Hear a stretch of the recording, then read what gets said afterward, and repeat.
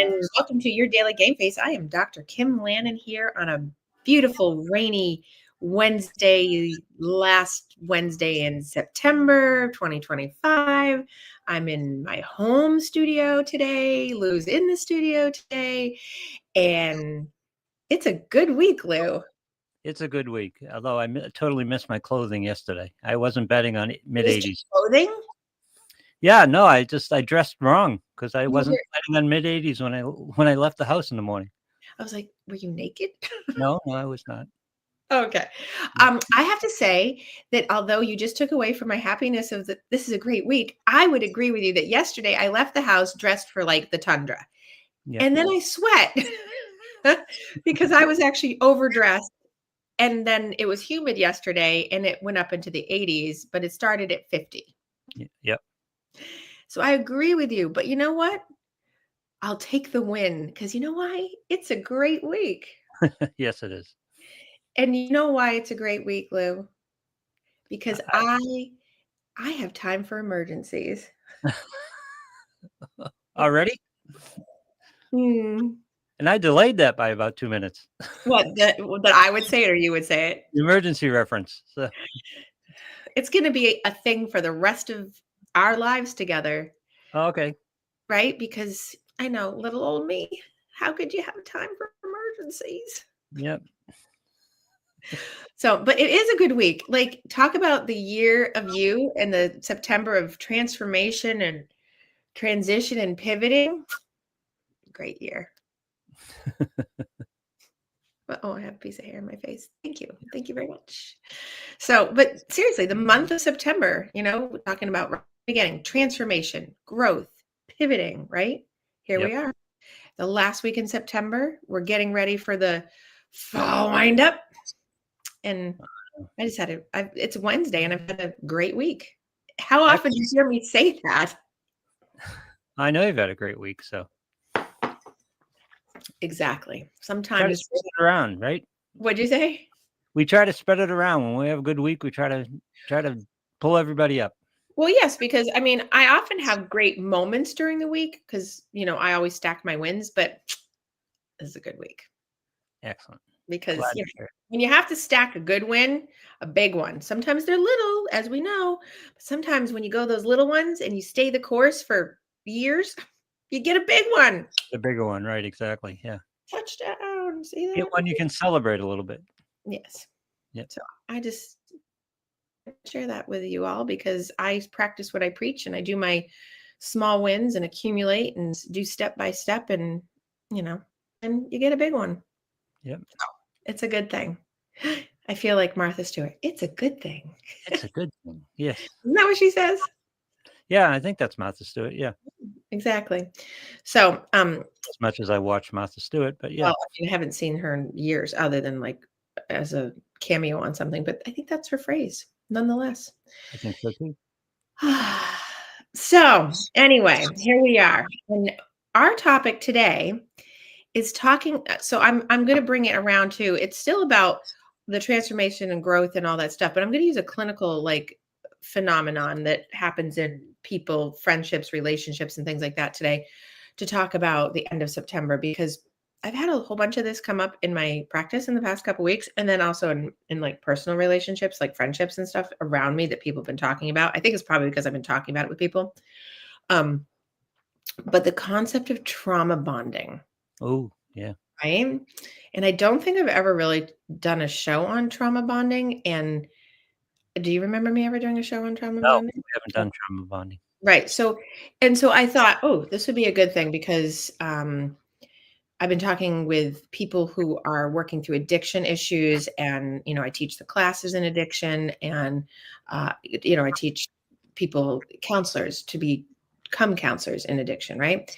And oftentimes, and I was having this conversation yesterday with 2 clients at different times, oftentimes people don't realize that addiction is really a trauma in attachment and youth, and that your attachments are created in 0 to 6 years old. And so if you have had poor attachments or insecure attachments like ambivalent with your family, a family member, your primary caregiver. We won't go to blaming mom. It can be anybody that takes care of you. It's just the lack of attachment, and I call it, I almost want to like create a new theory on this, is like the chaotic attachment. And Mhm. they do have little caveats here and there written about it, but there's such a thing in my practice anecdotally that I watch, that people have in addiction, people have very chaotic attachments. So that is an underlying baseline for what I see as trauma bonding. And so people often will say, I'm using the word often today a lot, often, um, but people often will talk about trauma bonding in an incorrect way, and they misuse the words. So trauma bonding is um, really when it's a very strong but very unhealthy emotional attachment to another person who abuses a person who's not abusive. Yep. And it's together. So the bond is created together by no fault of any specific person, but it's because of the unhealthy attachment in the person who's the abuser. And the abuser doesn't have to be physical abuse. This is more about emotional, because it's how the person that is the co-creator. We'll say there's the person who's the non-abuser, but we'll talk about the creator, right? The main creator who has the attachment issue tries to form a bond with a non-abusive person because they're safe, because of all these things. And what happens is they pull them in, right? That abusive person. And if you want me to explain what abusive is, I will. But the bonding happens because that person uses maneuvering coping strategies to get that person right from the beginning to maneuver into the pattern that fits their chaotic attachment, because that's what helps them function, Yep. which is so bizarre, right?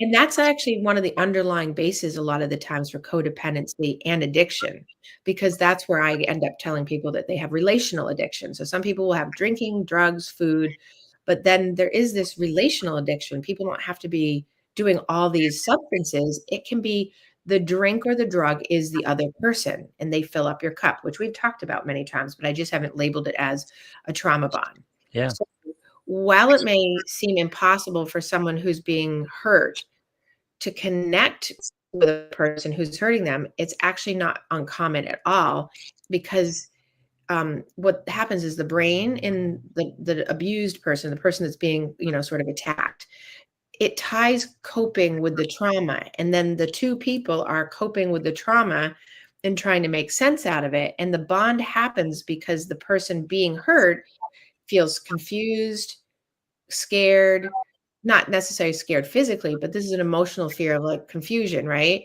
Right. And then they become dependent, but not codependent. They become dependent on the abuser, making it hard for them to leave the relationship, because the it's like gambling. It's intermittent.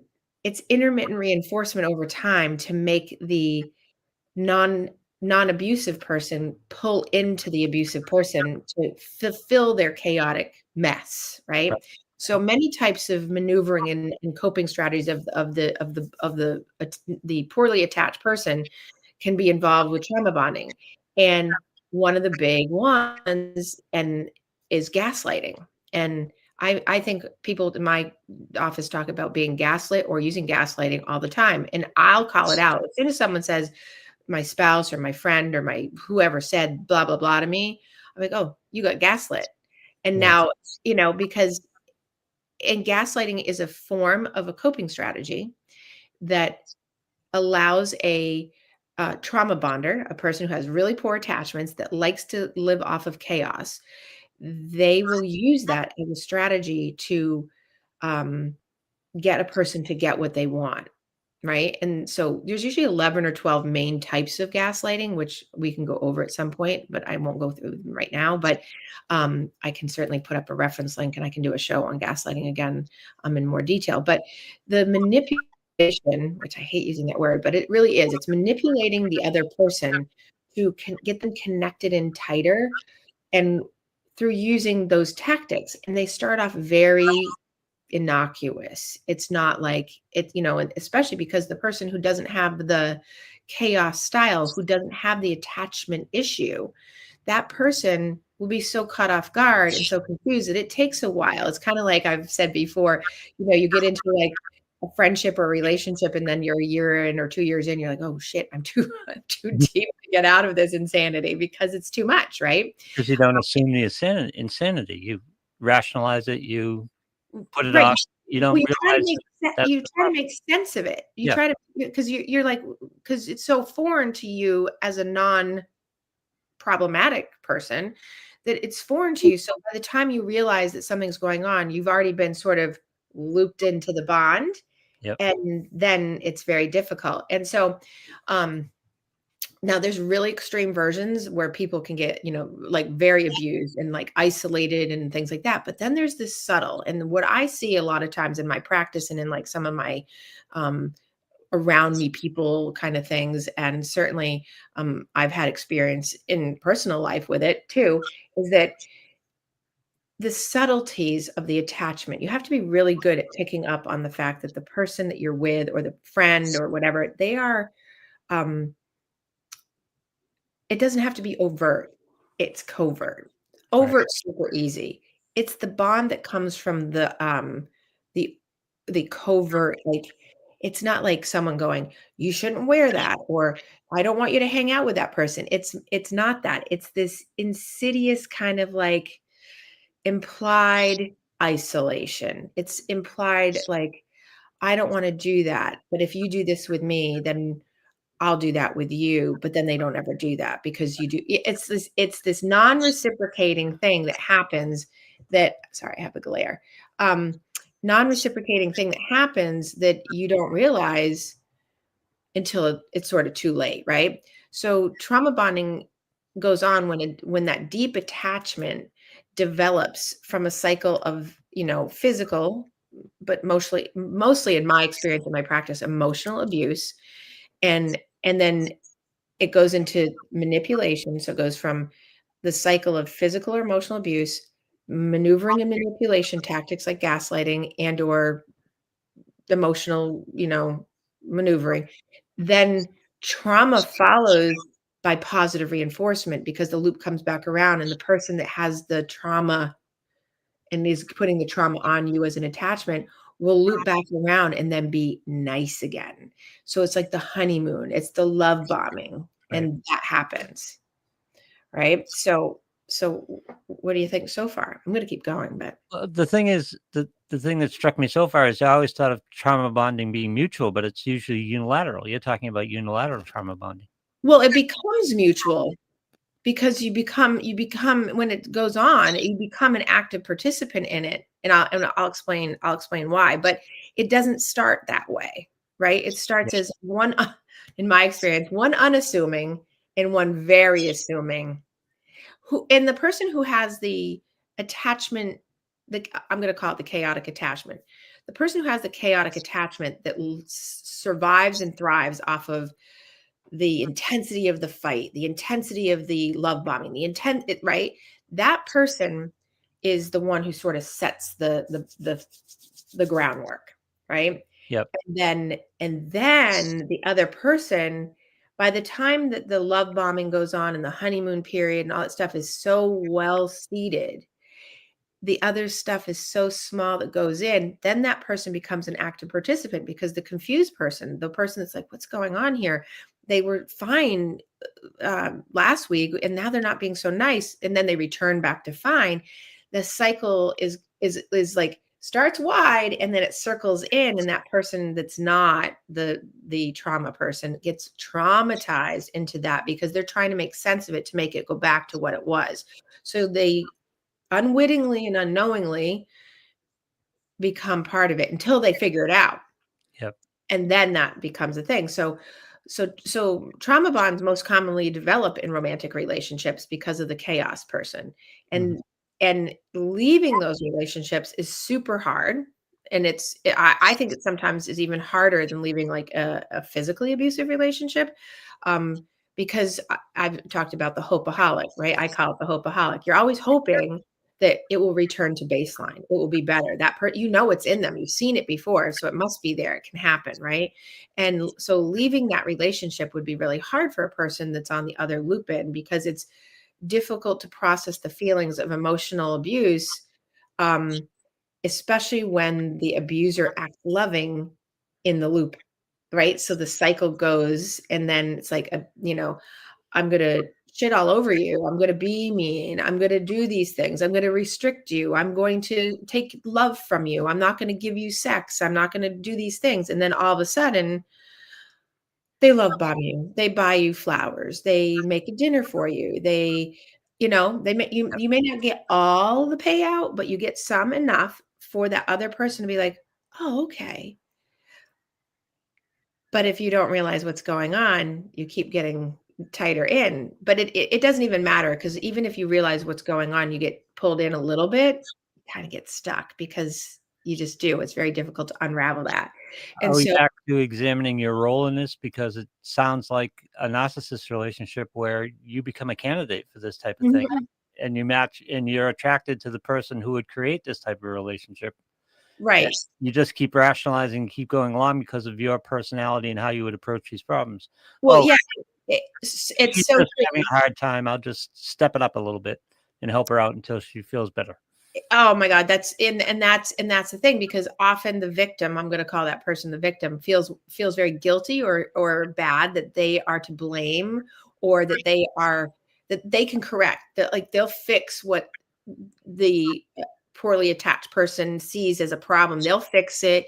And when things go wrong in the relationship, and that leaves them feeling like somehow there's a debt, and they have to make up for the problems in the relationship by winning the affection of the chaotic attached person.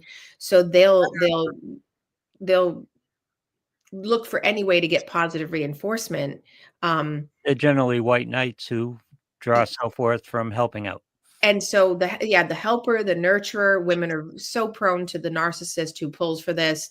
And so when that happens, when they get any kind of um, positive reinforcement, Yeah. it gets amplified by the desperation that that person now has for the connection that they did have, by the approval, by the love. And even if they've done nothing wrong, which typically in trauma bonds, the non-abusive person has not done anything wrong, but the abusive person will make or try to make that person feel crazy, like they are overly sensitive, that they need to get over things, that Yeah. it's not them, it's you. It's the Darvo. They'll deny, they'll attack you, they'll reverse and become the victim, and you become the offender, right? It's the typical gaslight effect, right? Yeah. And so that relationship usually um, will the bonding piece, and why, okay, so I'm talking about the trauma, but the bonding piece is usually bonded because people go through some kind of experience together that intertwines them. Could be traumatic, right? Hence the trauma bond. Or it could just be an intense experience together that they muscle through, that they stay loyal through. And so all those little tactics are going on while that experience is going on. And then it makes it the loyalty to each other, although one is not healthy, the other's not healthy, but they're very different in how they're participating and co-creating the issue. So the relationship, um, sometimes the people in the relationship, particularly the chaotic attached person, can be the cause of the traumatic experience. Yeah. So in addiction, if someone in your life, for instance, say a spouse, is relapsing and they keep relapsing, and it creates chaos in the house, and it creates turmoil and financials and vocational and all this stuff, they're the cause of the traumatic experience. And when that white knight comes in to try to save him or her, or Right. to be there and to be the floor of reality and baseline and strength and all those things, then they become both victims of the relapse trauma, which then bonds them, because he or she's going to fix this person. He or she's going to help this person. Right. All it does is reinforce that the chaotic attached person is going to think they'll never leave. Now I've got them. Now, people often will say, does that person know that they're doing it? Are they doing it on purpose? Do they have conscious? I would say yes, sometimes, but most often it's so habituated in them. And that's how they have, and it pisses people off because they're like, are you serious? Because they're like, they can't take accountability. No, they can, but the person who's chaotically attached has to want to change, has to, and in order to want to change, just like anything else, what happens? You have to be aware of it and have to acknowledge it. And many people that I've come across that have chaotic attachments do not have that transformation mindset, the transition mindset, hence this month, right? The month of you, and or the pivot mindset. It's Yes. always, I'm being persecuted, I'm being attacked, and the reality is very distorted and very damaged. And it's on a continuum because some people don't have it as bad as others. But my experience, because of what I do for a living, I see more extreme because I work with a lot of addiction. And in addiction, I see the relational issues around attachment, right? So, and as a caveat to that, I see trauma bonding around children with abusive parents or emotionally like neglectful parents. Um, Here's where Stockholm syndrome comes from, like the hostage with their kidnapper, right? That's another one. You see it between colleagues. I just had a conversation yesterday with someone about them having an issue with sort of a colleague that doesn't like them and they don't know why. And I'm like, oh, they're trauma bonded in, right? Because they're working together and they work in a high stakes environment. They get bonded around that, but then they have this interpersonal relationship that's trauma bonded, right? Because it's Right. got an abuse relationship. Friends all the time have it, like you see it in friendships. And then obviously victims of traumatic events, right? But most of the time you really see it in those first few, like romantic relationships, husband, wives, or partner, and children with their parent. And then you see it then in colleagues and friends. But most of the time I just talk about it with people around like their relationships. Um, Are these types of abusers this way all the time, or can they be fed by the person they happen to be attached that they happen to be in a relationship with? So awesome question. So people who have the chaotic attachment or the poor attachment, they get their main drag and their main feed off of their partner or that person who's on the other side. But then that's where they get the most out of it. That's where they'll abuse the most. That's where they'll hit that target the hardest because they can, because that person's bonded in. But meanwhile, what they're doing is they're constantly out in the world alerting, trying to find other people that will at least give them little tidbits of fill up, like someone that will give them the laugh, someone that will give them the he's so awesome or she's so funny or right, like it will give them little fills Like because narcissist supply. They're they, out shopping for supply all the time. they're always shopping for supply, which you see, like I call it the salesman, right? The sale, you're out there, you're conning by salesmaning someone because you're looking for the fill. When you're out there, like, complimenting and going over the top, you're going and over tipping at a restaurant to get something that you want, aka bribing, things like that. You're doing things to pull for the cup fill to make you feel good enough that you're doing something for someone. And people will rationalize it and say, like, I did that for you. I'm doing that, and the end result will be better because it's going to benefit you. No, it's benefiting the Yes. chaotic attached person because it's giving them a narcissistic fill. And if your partner doesn't appreciate that, then that's an abuse situation because they can target that person for being unappreciative and selfish and not accepting of the love and the help and all these things. But it's all bullshit, right? It's just So all that's bullshit. so they're selective across the board about the people that they interact with.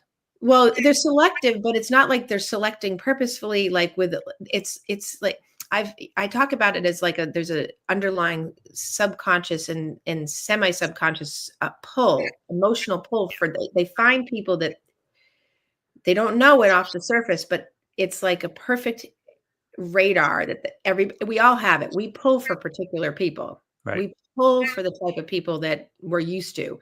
If we don't want to pull for them, we have to know who we don't want to pull for, which takes psychological work. It takes psychological acumen. You have to be aware. You have to have good insight.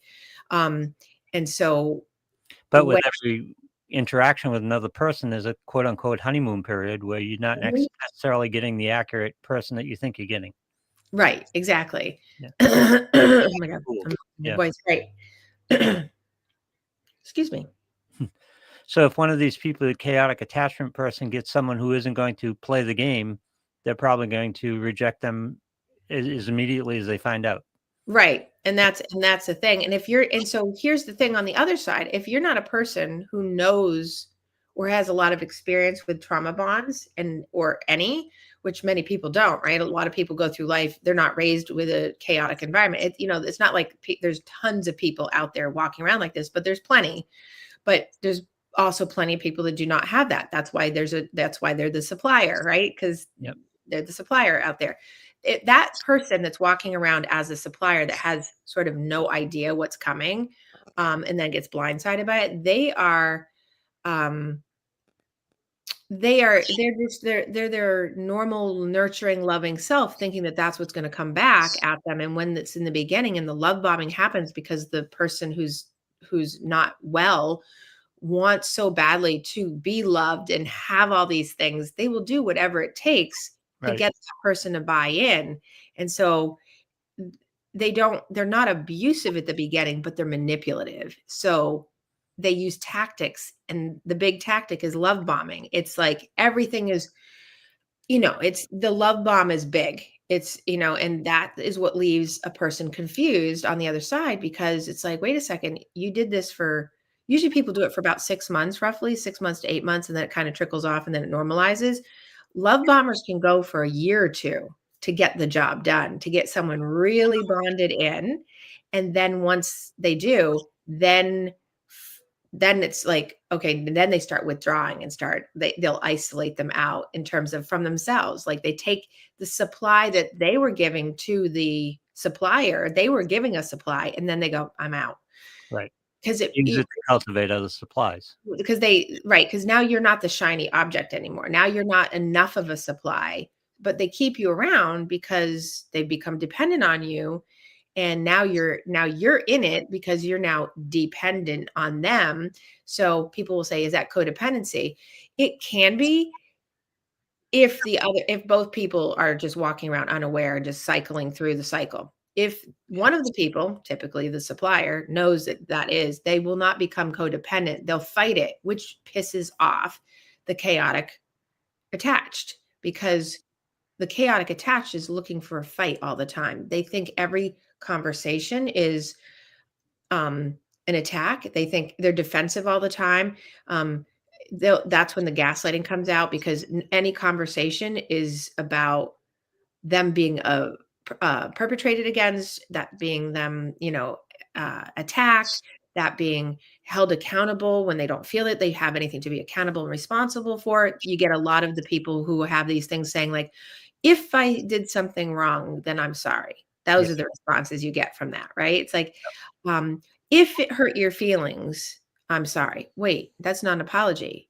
And Right. then you say it's not an apology, and then they get mad because you didn't respond the way they wanted you to. So now you're the bad person. Right. You're right, but you're not. But they will try really hard. And if you don't have good awareness and you're not solid in your own like ego strength and like confidence, then they will work really, really hard at breaking you down, to be so confused by, wait a second, I'm being so nice, and how can that be? And what can I do to make it better? Right. So it's a very vicious cycle. Um, and so, and going back to the love bombing acts as a way to confuse. It's like drop the bomb and then run and Yeah. see, what happens. And once you get dependent on the other person, um, that gets the love bomb is like confused and wants to follow it and interpret it. Usually it's a person that's really insightful and wants to work it out. And as a result of that, a person might start feeling bonded to the abusive person because they so badly want to build the emotional attachment, because they've convinced themselves, because the love bomber has been so convincing that it's love, Yeah. versus it's not love.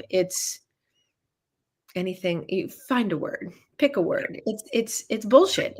How many times have I used bullshit today? It's bullshit. Yeah. Um, but but oftentimes you'll see people say, like, they'll tell themselves, that their partner, the chaotic person, they're just upset, they're Yes. gonna change. The person who's chaotic will say, "Oh, I'm sorry." They'll give you flowers, they'll make you dinner, they'll take out the trash, and then it's right back to baseline for a day, maybe 2, and then we're right back, and then it starts back in. They get right back into the cycle of, positive reinforcement, and then they return to the person knowing that they're being, treated, they're getting all the treatment that they need, the other person's getting treated wrong, and then it just keeps perpetuating. That cycle just keeps running, running, running, running, running.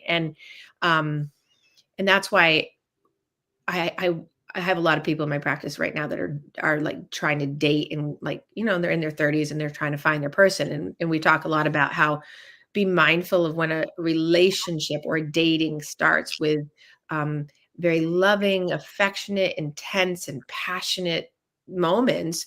That the more intense the relationship is at the very beginning, and you don't put like a pacing strategy in, Yeah. the more difficult it will be to leave when things become unhealthy or toxic, because you won't see them fast enough, because you're already in too deep and too fast. And everybody can make this mistake. The most amazingly great people in the world, in terms of like their knowledge and it just happens. And so it can be very hard to believe that you could get pulled into that, but it happens. And then there's no shame in it. There's no, don't feel guilty. It's just more like, the better you are being aware of it, the better it is for you, because then you can see the warning signs, even though you might be 10 years deep or 20 years deep, which happens to people, that you can start maneuvering yourself out of that position.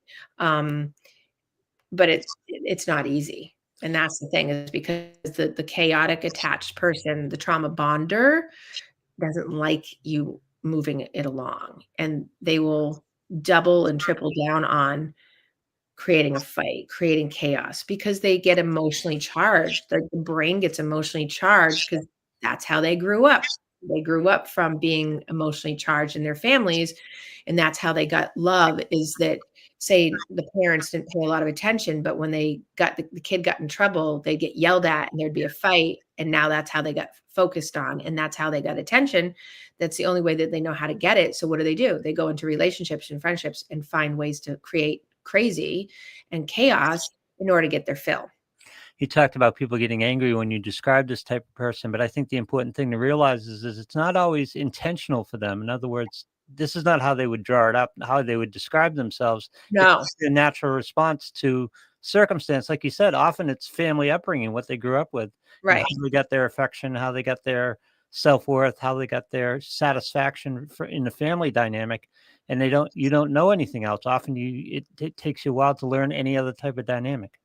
Exactly. And sometimes that's why people ask me if they have to leave a relationship, or can it change? And I say, you can do whatever you want. Um, you can, if you don't leave the relationship, then you have to do all the things that because there's very specific strategies for you as a person. If you're in it with someone like that, you have to do strategies to just take care of yourself, because you have to resign yourself, unfortunately, to the acceptance that that person is probably never going to give you what you actually deserve and need. And as a result of that, you have to decide if you want to stay. Are there chances for the other person to become healthier or better? The only time that happens is they have to recognize that this is a problem that they actually have themselves, and they have to work on it themselves. Trauma bonders now, in my experience, are very much about not looking inward at themselves, being the victim constantly, and always feeling like they're being attacked and persecuted, and it's never them. Although they'll say, "I know it's me, it's me, it's me," but it's all a facade. It's all a mask, just to, because they're usually so much shame and guilt. This is addiction, right? So much shame and deep guilt and deep self-worth hatred in a lot of ways, that they just spew it out into the world, and they don't want to change because they don't see themselves as having a problem. Because if they saw it, which they really do. So it's like a weird thing. It's like they do, but it creates so much shame in them. It makes them too vulnerable. So what do? They attack, because the attack makes them feel okay. Like, oh, I've still got it. I'm in control, right? And you usually respond with something soothing, something feeding them by that attack. So every once in a Right. while, when they feel they need a little bit more, they'll fire up the chaos, because that's when they get what they need. Exactly. You're spot on. Right. So the first stage we've talked about is love bombing, right? So we all know what that is. That's that flattery and praise and all that, and make like the other person let their guard down and make them have a positive idea about the person. And then the next stage, I'm going to just kind of run through these so we can talk about them. The next stage is trust and dependency. In this second stage of trauma bonding, the chaotic attached person will do almost anything to make their partner trust them, right?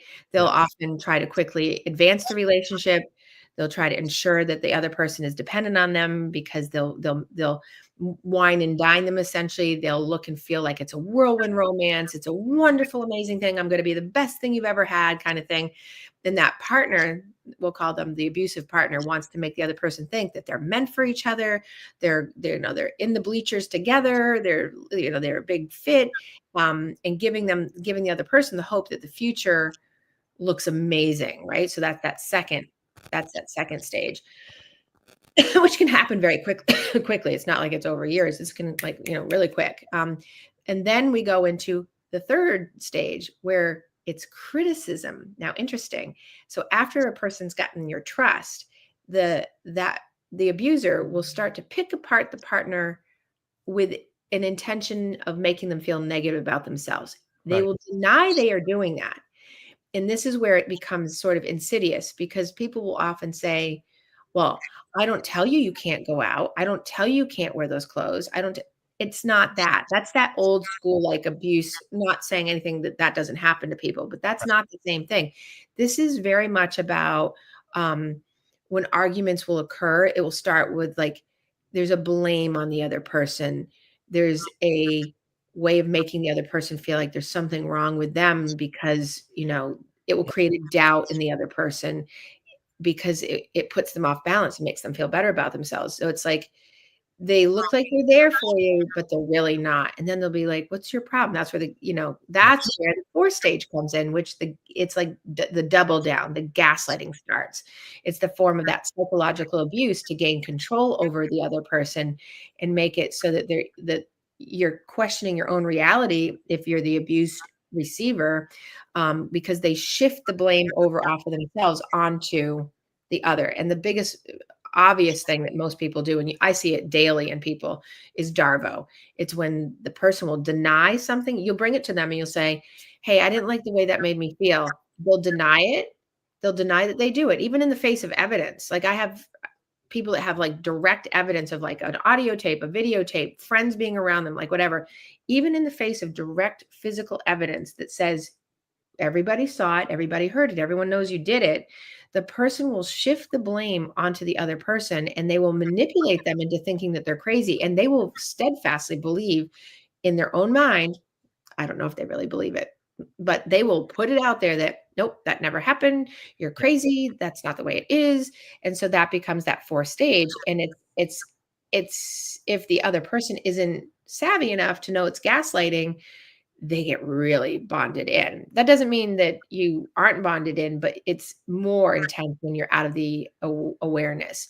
Now, the fifth stage of trauma bonding is called resignation and submission. Now, I have some clients over the years that I've seen that are in this stage. I usually lately get people that are not in this stage. They're sort of toggling in and like they're figuring out that I'm somewhere getting close to that, and they don't know the name of it until I say, at this stage, the target of the abuse, um, you don't know what to believe, and so you give in to avoid conflict. Right. So I have one client that I call it. She has, and it's a phenomenon called mercy sex. She'll just have sex with her partner just to have it, so that she can quell the situation. Yep. And one of the goals has been that we aren't reinforcing the pattern by doing that, right? I have other clients that have I have two people that their spouse withhold sex forever from them as a way of controlling them so that they resign and submit to be quiet, good. I call it the good girl. Be a good girl and I'll do that. But it never comes. There's no payout. There's no reinforcement coming from the chaotic attached person. They're just Yeah. gaslighting you, restricting you, denying they're restricting you. And so what happens is the other side will resign and submit to that so that they think that it seems easier to do things the way that the abuser wants them to do them, even though the abuser will say, "You're not doing the things I want." Right? In the face of that, they'll still deny that, and then it's like you never are winning for trying, right? And so the person becomes more dependent and reliant on the abuser, which sounds crazy because you're trying to please them to avoid the conflict. Right. And then if you have children in this and everything like that, and you depend on someone financially, it makes it even harder. I think it's much easier for people when they don't have children and they're not financially dependent to make it easier to like back it down. Um, that resigning part also comes from fear. Like they don't want to escalate things or make things worse. And so it seems that their only choice is to do what makes the partner feel good. And that's not healthy, right? So, if you're only doing something to make them feel better, but you're not getting anything in return, that's not partnership and reciprocation. So, you know, I know in my life, I've had friends and other people, I've like been like, I'll just do it just to go along to get along. And then I'm like, no, this is not like, cause they'll say, oh, I'll do that. I'll do this with you if you'll do that with me. And then I go do that thing and then they don't do the thing. And then I do it again and then they still don't do the thing. I'm like, I'm not doing that thing anymore because so Yeah. that's like sort of a form of it, right? And we've all done that, but it's just that's part of like you may not be fully trauma bonded there, but it's got a little flavor of it, right? Yeah. Um, the next step is the loss of self, which is after resigning to someone and becoming the victim of the trauma bond, people will lose their confidence and sense of self. Um, I try to help my clients not get there. Usually by the time I see people, they're not at that point yet. They might be close, but they're usually not there yet. But this is when they become very disconnected and isolated and the loss of their own self-identity. Um, I think in the beginning of my career, I saw a lot more people, specifically women, much more in those spaces. But I think as the 30 years have gone on and people have become able to be more independent females and have their own lives and do other things over years, their feelings of shame aren't there as much. Which do happen. Like the feelings of shame usually build up. And then a person just doesn't recognize themselves anymore. And it can be very hard to move on. And the whole thing is like, if you're in the trauma bond and you recognize all that and you haven't lost your sense of self, it still can be hard to move forward, but it's not as hard if you know it, right? Right. Um, and then, and then Well, self-awareness is the first step of all these always, turns, right? Yeah. right. And the end result of trauma bonding, and loops back around, right, is addiction. The stages of trauma bond, right, most commonly end up in relational addiction. And so after the abuse, the love bombing and the positive reinforcement happens, and it just keeps looping and looping. It causes a sense of pleasure and satisfaction for the chaotic attached person, and it becomes that he or she becomes addicted to that cycle because they need the reinforcer of the supplier, their partner, to Right. keep participating in the bullshit. And Because sometimes, outside they might not be getting the same type of cooperation, so they become dependent on the person who right, cooperates fully. right. Yeah. So and sometimes the abuser, we'll keep calling them that, the abuser may start to avoid their partner, restricting them, they don't give them attention, they don't pay attention, they selectively listen, they, whatever. And then when this happens, the other person feels like they're not valued, they're not being loved, they make them feel like they're not in the relationship anymore. And so the unfortunate thing for the emotionally abused person is that they become addicted to feeling the response to, the emotion of something positive that comes once in a great while. Yes. And so, and if that's happening to you, there's definitely strategies to help you. So when you're in the addiction of it, like signs that a person may have an emotional addiction and be in relational addiction are like, their productivity in their life may go down. They have other relationships that might be getting damaged by the chaotic person.